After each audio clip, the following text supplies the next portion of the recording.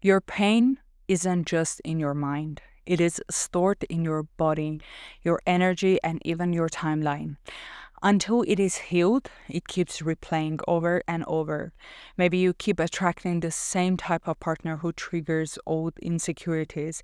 Maybe your work situation keeps draining you while others benefit. And maybe you just feel stuck, like life is repeating loop you cannot escape. Hello, beautiful souls, and welcome back to another episode with me, Ani. Today, we are going deeper than most dare. Trauma isn't just memory, it is energy pattern, an imprint in your nervous system, and it literally programs your reality. We'll talk about why trauma repeats, why shadow work is integration and not suffering, how your nervous system shapes your reality to manifest love, peace, and abundance, and why raising your frequency requires healing your 3D wounds first. By the end of this episode, you'll see why your patterns repeat and how to finally break that loop. So let's dive in. I want to share something here that can completely change how you see your life. Trauma isn't just something that happens to you. It is something that your system learned. And it's not only a memory in your mind. Trauma leaves an imprint in your nervous system. Trauma is a patterned way your body, emotions, and perception respond to the world. And once that imprint is formed, your system keeps running it automatically, like a background program, until it is interrupted and regulated. Think of it like this. In physics, when a system settles into a stable state, it will keep returning to that state unless an external force disrupts it. Not because it is wrong, but because system seeks familiarity and predictability. Your nervous system works the same way. If chaos, inconsistency, abandonment, or emotional danger were once familiar, your body learned. This is what survival looks like. So it keeps recreating those conditions, not consciously, not intentionally, but biologically. And this is why patterns repeat even when you swear you want something different. Let me give you an example. You keep attracting partners who pull away just as intimacy deepens. Consciously, you want love, but your nervous system learned early on that closeness equals loss. So it gravitates towards people who confirm that imprint, not because you like pain, but because your system recognizes it. So there is always a program running in the background, always. Or you feel uneasy when life becomes calm. I personally experienced this. Things are fine, but inside you feel restless, bored, and anxious. Your nervous system doesn't recognize peace as a safety yet. So it looks for something to fix and worry about. And this is the part most people don't want to face, but it's also the most liberating. Your patterns are not proof of failure. They are proof of adaptation. What you call self-sabotage, it is often your nervous system doing exactly what it was trained to do. Keep you alive in this scary world. And the controversial side of the story is this. It's not that you are unworthy of love, ease, or abundance. It's biology, conditioning, and energy repeating what it knows.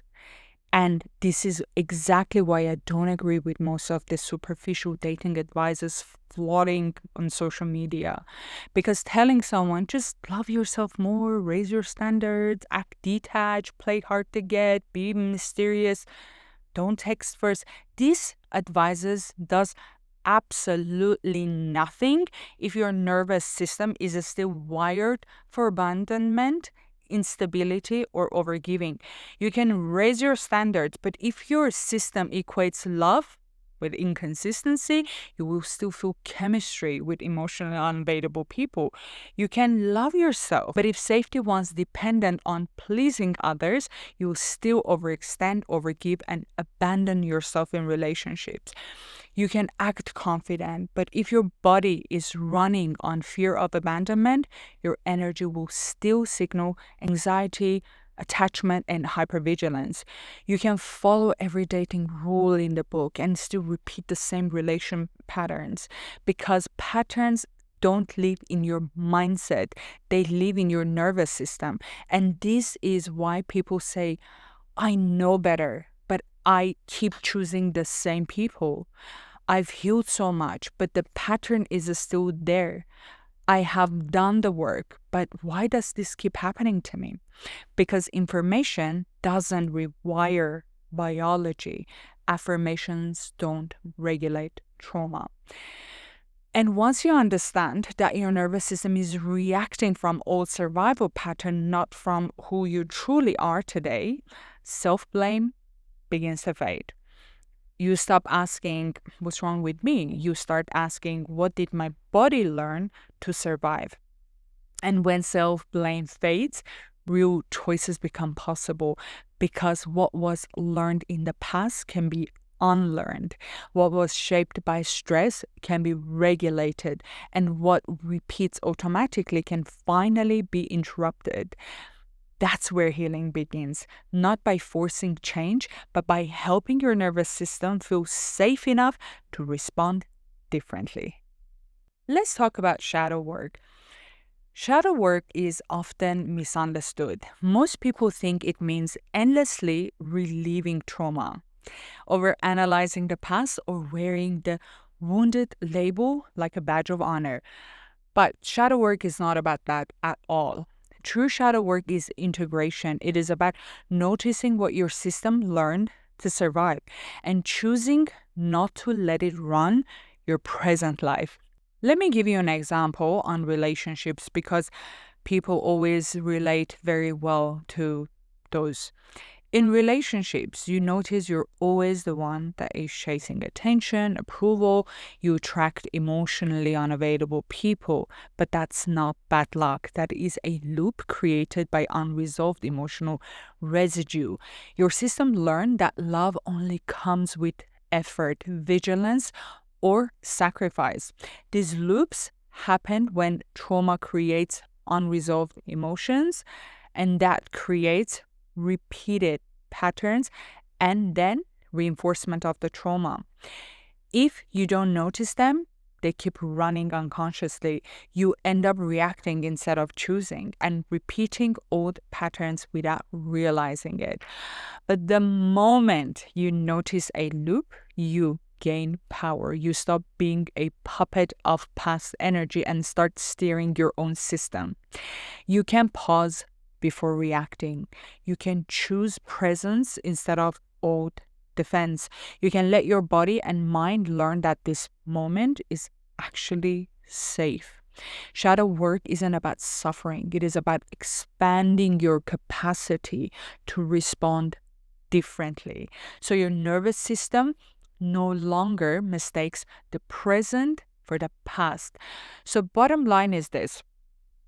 Noticing the residue isn't a flaw. It's the first step in reclaiming your energy and rewiring your life from a place of awareness and freedom. Here's where it gets fascinating. Living in a higher frequencies, what some people call 5D reality, isn't mystical. It is practical, actually. And it's about biology, not cosmic dimensions. High frequency living means that your nervous system can hold love, peace, and abundance without collapsing. You can't manifest new realities if your system is still replaying old patterns. For example, if you want to deep love, but every time it arrives, you overgive and become anxious, that's not a failure of love. That's your nervous system signaling, I cannot hold this love. Now I want to be very transparent, because the term 5D is used a lot on social media especially. I did some research on this and I couldn't find any scientific evidence that a literal fifth dimension exists for human experience. There is no physics, neuroscience, or biology confirming a separate dimension we can ascend to. But what I can say with confidence is this. And the idea of 5D living is a metaphor for a regulated nervous system and expanded emotional capacity. When your body and mind are no longer dominated by old trauma patterns, your experience of love, abundance, and peace literally feels different. You live in what people call a higher frequency, not because of magic, but because your system can safely hold more.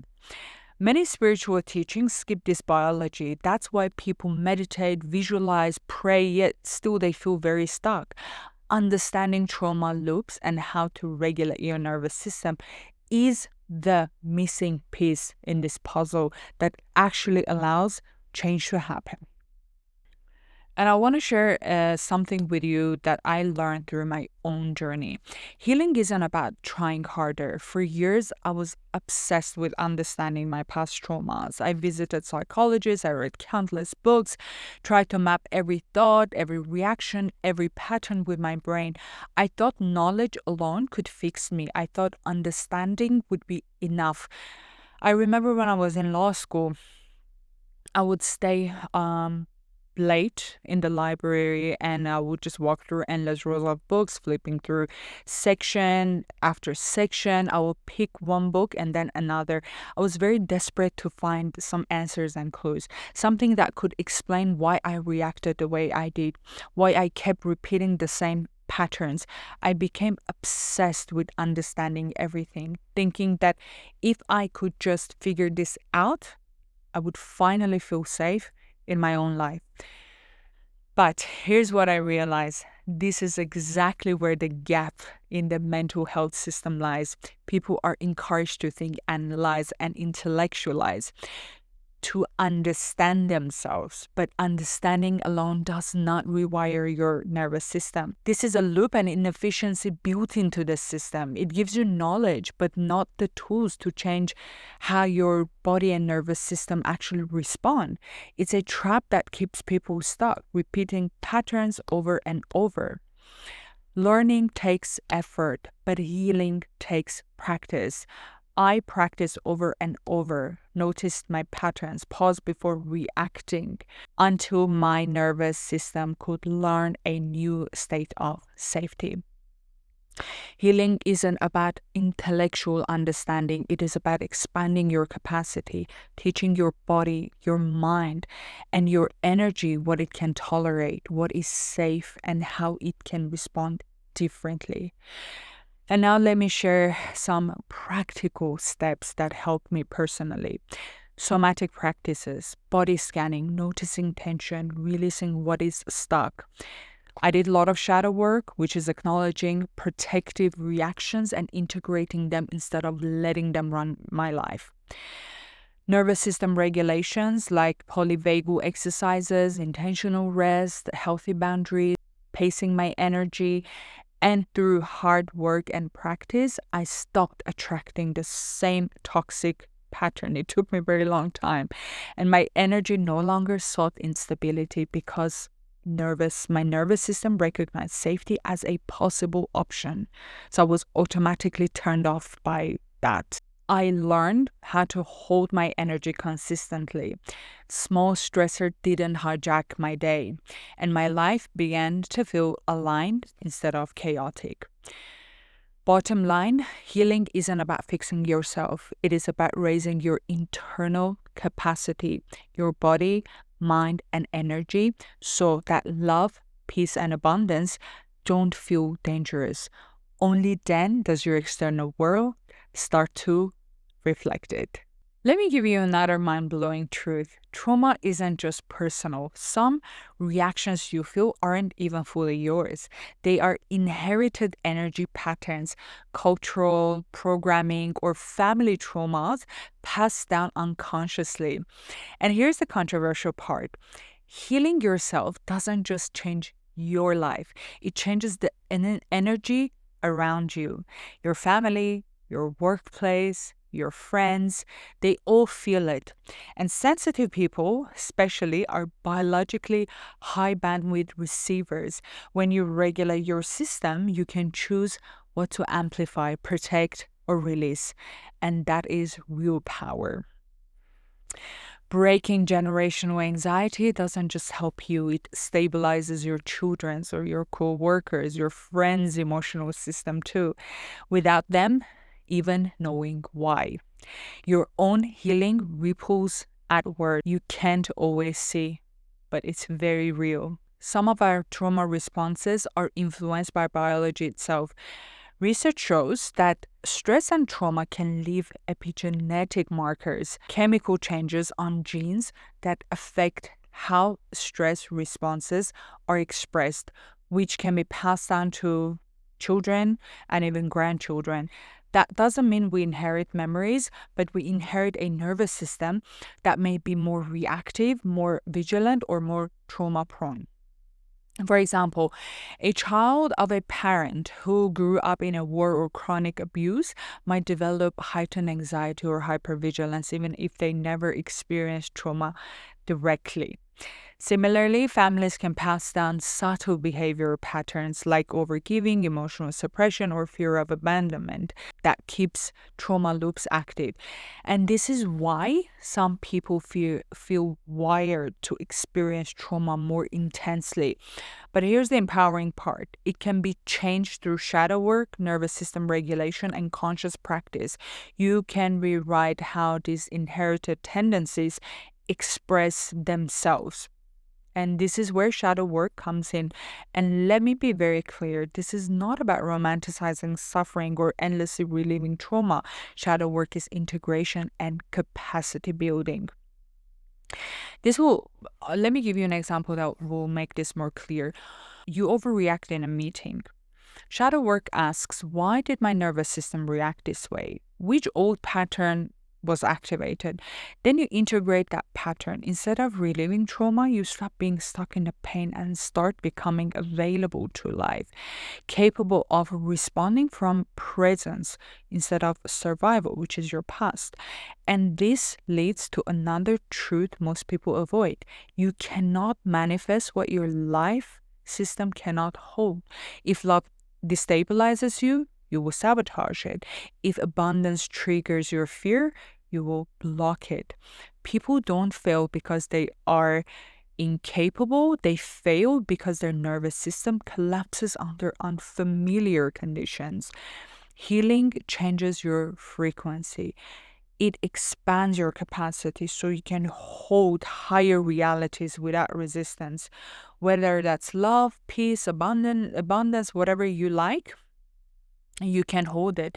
And once your system can tolerate these higher states, everything you desire becomes not just possible, but sustainable. If you want to dive deeper, I'll leave some references in the description, some studies, books, and resources that informed this episode. So, my lovely listeners, please remember that healing isn't escaping pain. It is raising your capacity to hold life differently. Sensitivity plus discernment plus regulation equals freedom. Notice repeated patterns in love or work. Healing lets you stop tolerating old dynamics, hold your energy, and finally live aligned with your highest self.